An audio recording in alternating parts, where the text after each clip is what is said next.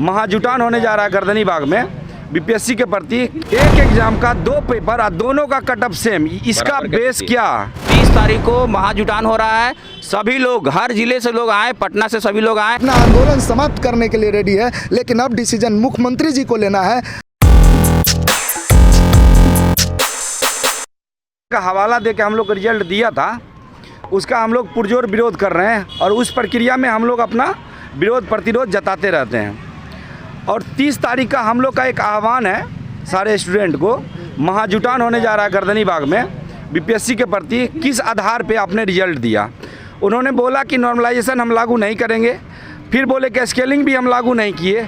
तो एक एग्ज़ाम का 2 पेपर और दोनों का कट ऑफ सेम, इसका बेस क्या, इसका आधार क्या है, किस आधार पे किए, ये हम जानना चाहते हैं। और जो 30 तारीख का महाजुटान है बच्चों का, उसमें सारे बच्चे शामिल हो रहे हैं, जो पीटी पास हैं, जो फेल हैं, जो नहीं है, सब बच्चा जो स्टूडेंट है वो 30 के महाजुटान में आ रहे हैं। इस प्रक्रिया से असंतोष व्यक्त कर रहा है वो सभी लोगों का कॉल है। और सिर्फ बीपीएससी नहीं, देखिए बगल में टीआरई वाले बैठे हुए हैं, हम लोग मोबिलाइजेशन कर रहे हैं, घूम रहे हैं। बच्चे में बहुत असंतोष है इस सारी प्रक्रिया को लेके, और ख़ासकर बीपीएससी को लेके जिस तरह से उन्होंने तानाशाही रवैया अपनाया है और बच्चों को गुमराह किया है, कदम कदम पे गुमराह किया है। चाहे वो नोटिफिकेशन पे लेके कमेंट जब चेयरमैन का हुआ उस समय से गुमराह किया कि 60% सवाल यूपीएससी लेवल के आएंगे। उसके बाद जिस तरह के अस्तरहीन सवाल पूछे गए एग्ज़ाम में, फिर एग्ज़ाम कैंसिल किया गया, बापू परीक्षा परिसर का दोबारा एग्ज़ाम लिया गया। सभी प्रक्रिया बिल्कुल ही ऐसे संदेह के घेरे में है और हम लोग इसका पूरा विरोध कर रहे हैं। और 30 तारीख को महाजुटान हो रहा है। सभी लोग, हर जिले से लोग आए, पटना से सभी लोग आए और इस महाजुटान को सफल करें। आगे देखिए, जो रिजल्ट में विसंगतता हुई है, जैसे 13 तारीख को जो एग्ज़ाम हुआ उससे मात्र 6% रिजल्ट है। जो 4 तारीख को एग्ज़ाम हुआ उसे 20% के आसपास रिजल्ट है, 3 गुना ज़्यादा रिजल्ट है। उन्होंने बोला कि हम नॉर्मलाइजेशन नहीं करेंगे, उन्होंने फिर बोला कि हम जो स्केलिंग भी नहीं करेंगे। तो फिर रिजल्ट का मैकेनिज़्म क्या होगा?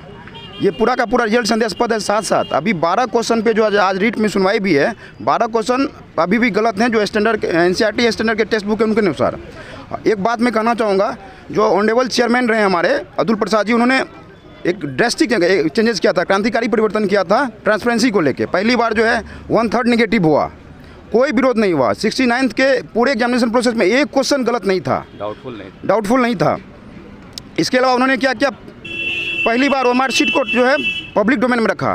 पहली बार जो है जो आंसर बुकलेट सीरीज है, जो मेंस का आंसर था, उनको पब्लिक डोमेन में रखा। तो एक डेमोक्रेटिक प्रोसेस के थ्रू ने एक बहुत बड़ा जो है साहसिक जो है प्रयास किया कि जो है ट्रांसपेरेंसी हो जाए। उसके बाद क्या हुआ कि आयोग के प्रति जो है लोगों में श्रद्धा बढ़ी, आस्था बढ़ी, विश्वास बढ़ा। आप देखेंगे लगातार जो नंबर ऑफ एप्लीकेंट्स जो है वो लगातार जो है बढ़ते चले गए।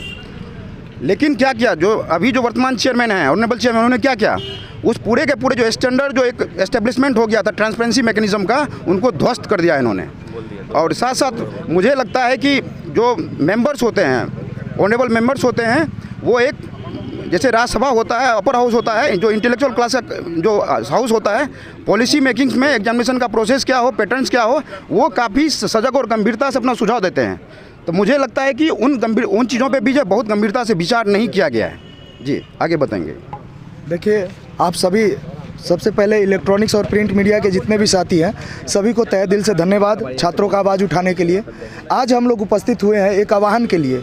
सभी चीज़ों पर भाइयों ने बता दिया है। मैं बस आप लोगों से इतना कहना चाहता हूं कि 24 घंटा का समय है और हम अपने अभिभावक माननीय नीतीश कुमार प्रदेश के मुखिया से आग्रह करते हैं, जो 30 तारीख को हम लोगों ने महाजुटान का आह्वान किया है वो रुक भी सकती है अगर आप प्रयास करें तो। हम चाहते हैं कि हमारे 5 शिष्टमंडल जो हैं, 5 व्यक्तियों के डेलीगेशन से आप मिल ले। आग्रह करते हैं हाथ जोड़ करके कि माननीय मुख्यमंत्री मिल ले, हमें इस आंदोलन की ज़रूरत नहीं है। हम 40 दिन से धरने पर बैठे हुए हैं, भूखे प्यासे मर रहे हैं, हमको किसी की ज़रूरत नहीं है। आप राज्य के मुख्यमंत्री हैं, आप क्यों नहीं मिल रहे हैं? हम सभी छात्रों ने आपको वोट किया है, आपकी सरकार बनाई है, आप हमारे अभिभावक हैं। हम चाहते हैं कि आप हमसे मिले। अगर आप हमसे मिल लेते हैं तो इस आंदोलन की हमें आवश्यकता नहीं है। हम 29 तारीख तक आपके बुलावे का इंतज़ार करेंगे। 29 तारीख शाम 7 7 बजे तक। अगर आप नहीं करते हैं तो ये महाआंदोलन जो है एक विग्र रूप लेगा और हम लोग शांतिपूर्वक काला पट्टा हाथ पर बांध करके 30 तारीख को पटना में कूच करेंगे। और जितने भी साथी हैं, जितने भी अभिभावक हैं, वो सभी हम छात्रों के हित में आए और 30 तारीख को इस महाआंदोलन में अगर सत्ताधीश नहीं सुन रहे हैं, आयोग नहीं सुन रहे हैं, तो उनको कड़ा चोट दे करके सुनाए कि छात्र अब रुकने वाला नहीं है। सन 74 की जो क्रांति हुई थी जेपी साहब के नेतृत्व में, ये क्रांति छात्रों के नेतृत्व में विशुद्ध छात्र आंदोलन के रूप में जाना जाएगा। आने वाला इतिहास, ये आने वाले समय में इस इतिहास को आंदोलन में कभी कोई भूल नहीं पाएगा, इतिहास एक रूप लेगा। ये हमारा जो है QR कोड है, जिसके बारे में हमने बताया था, टेलीग्राम ग्रुप पर है। आप सभी साथियों से अनुरोध है कि इससे जुड़े। हम लोग जगह जगह जा रहे हैं, लोगों से समर्थन मांग रहे हैं। हर पार्टी ऑफिस में गए, जदयू ऑफिस में गए, बीजेपी ऑफिस में गए, हर प्रतिनिधि के पास गए, लेकिन किसी भी प्रतिनिधि ने हमारी बात नहीं सुनी। जबकि लोकतंत्र में यह कहता है कि with the people of India लिखा हुआ है हमारे संविधान में कि अगर एक भी व्यक्ति अगर अनशन पे बैठा हुआ है तो उस व्यक्ति का बात सुना जाए। आज 40 दिन हो गया है, हमें सुनने वाला कोई नहीं है, हमसे मिलने वाला कोई नहीं है। राज्य के हम अपने मुख्यमंत्री से कहना चाहते हैं कि आप हमसे मिलिए। क्या चाहते हैं आप? एक बच्चे आत्महत्या कर लिया है, एक बच्चे रिजल्ट आने के बाद आत्महत्या कर लिया है, एक बच्चा भागलपुर में आत्महत्या कर लिया है। क्या चाहते हैं कि जो 51 लोग हैं, सत्याग्रह के लोग हैं, वो भी आत्महत्या कर ले? अगर मैं फिर से आपसे कहता हूं कि आप आइए और बच्चों को सुनिए।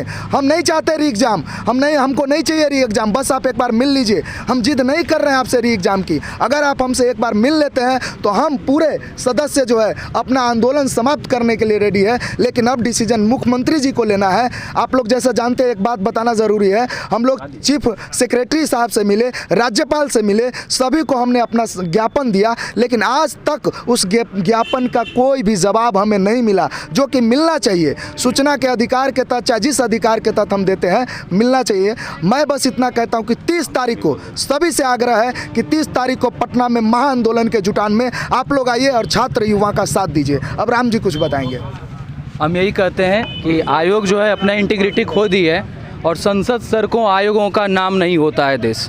केवल ये संसद, सड़क और आयोग जो है, इससे देश नहीं होती है। देश उसमें वो होता है जिसमें संतोष की भावना होती है लोगों में। ये जो असंतोष की भावना पनपी है, 30 तारीख को बच्चे ज़ोर शोर से संपर्क कर रहे हैं और सड़क पे उतरेंगे। हम लोग न्याय में तो लड़ ही रहे हैं, लेकिन बच्चे सड़क पे उतरने के लिए आतुर हैं। तो मैं मुख्यमंत्री से आग्रह करूंगा कि आप इसको बचा लीजिए, सुनिए, हम लोग का आवाज़ सुनिए। इतना दिनों से तो आप लोग सुने नहीं।